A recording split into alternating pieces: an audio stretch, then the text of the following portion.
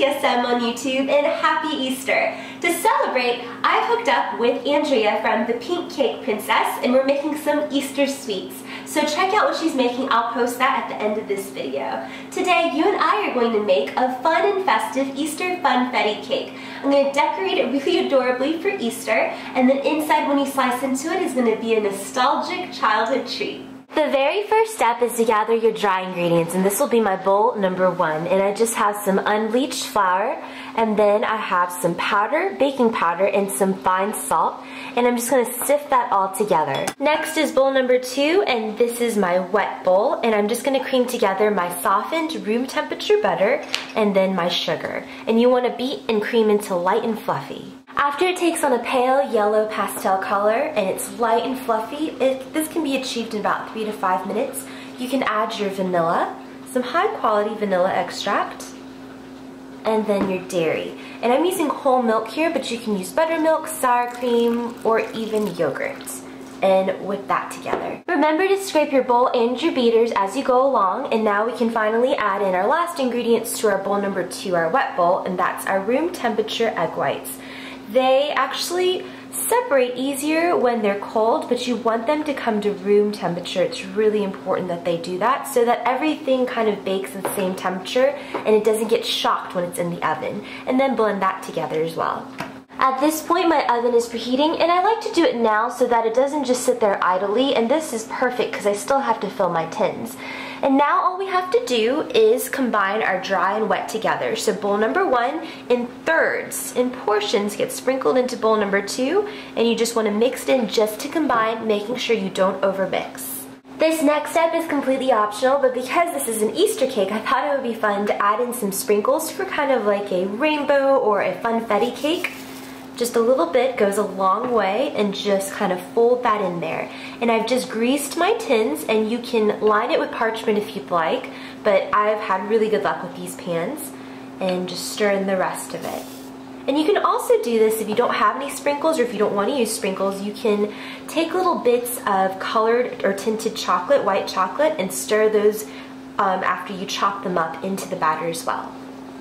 These filled babies are about to go into the oven, but before they do, I want to wrap them on the counter to release any air bubbles.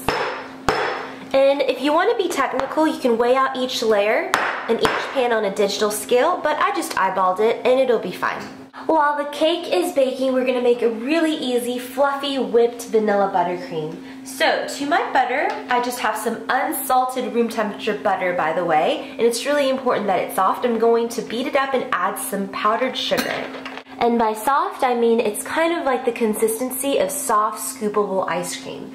And to that, I'm going to add in some sifted powdered sugar. And it's really important to sift because there'll be telltale lumps in the frosting, and you don't want that. You want to continuously whip it with the addition of a splash of vanilla, a sprinkle of salt, and then some heavy cream.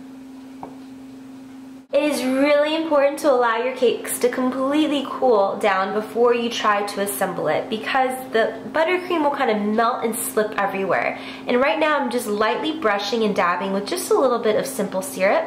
This allows the cake to kind of stay moister longer, because butter-based cakes don't stay as soft and tender as long as oil-based cakes. So this will just kind of help it along. And then take your trusty offset spatula and spread this first layer with some of that buttercream.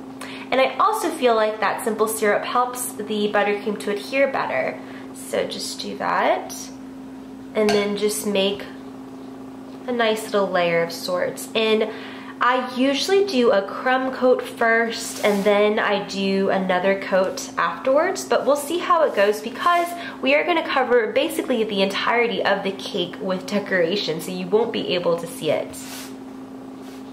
You want to repeat the same process with the second layer. You just want to put on the hat after you've spread it with buttercream, and below you dabbed it with the simple syrup.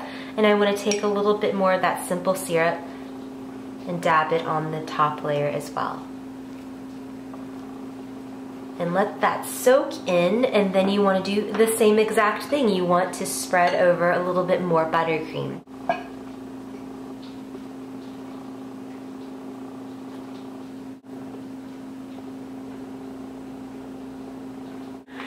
whatever color Kit Kats you'd like. I just thought the ivory, the kind of pale ivory pastel color would be nice for Easter. And I'm just lining it up along the sides of my cake. And that's why I was saying it doesn't matter about the crumb coat, because you really can't see it.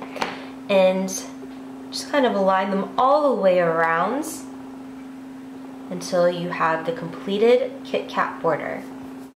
And this part, you can just kind of go crazy with it and do whatever you want.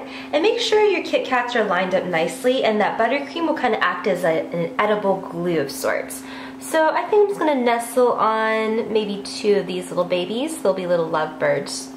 And then fill the rest of that gap with these eggs. Kind of like Easter eggs. And you can do malted milk balls that are speckled, little robin's eggs. I'm using, I think, jelly beans. Yeah, these are fruit jelly beans.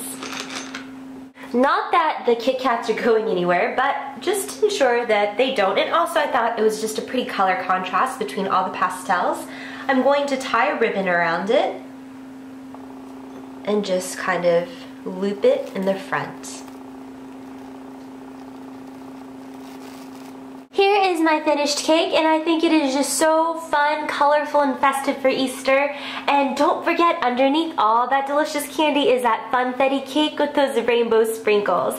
And I love that fluffy vanilla buttercream. It's my go-to classic staple because it's so light, creamy, and airy. I think this is just too cute, and I hope you guys share it with your friends and family this holiday season. I want to thank you guys for hanging out with me. This is Angela Kim from the Squishy Monster TSM on YouTube, and I'll see you guys very soon. Bye!